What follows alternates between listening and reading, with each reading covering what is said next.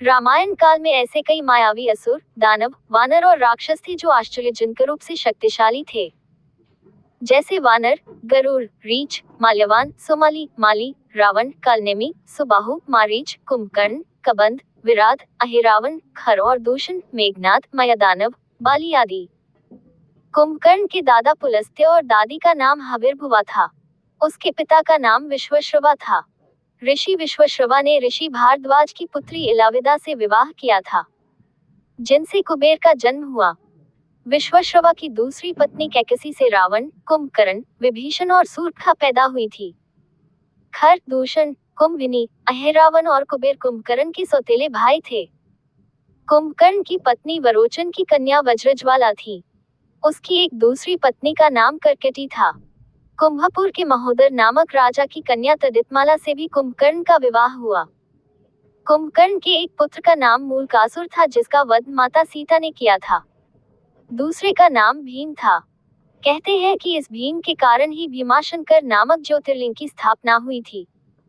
रावण की सेना में अस्त्र शस्त्र या यंत्र बनाने वाले एक से एक वैज्ञानिक थे, जैसे शुक्राचार्य, भार्गव, शंभुक और कुंभकर्ण और वज्रज्वाला।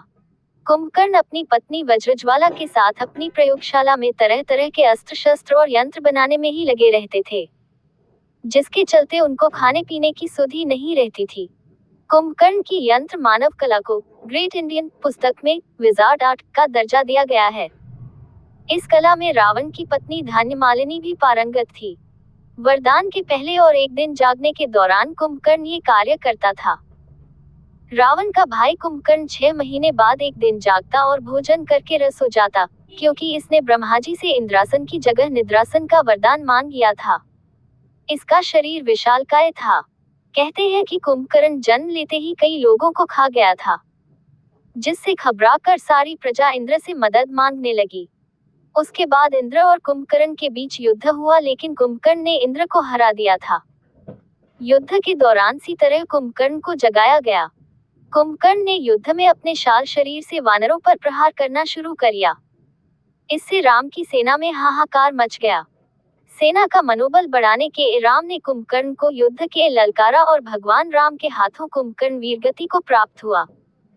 उसके शव के गिरने से लंका का बाहरी फाटक और परकोटा गिर गया।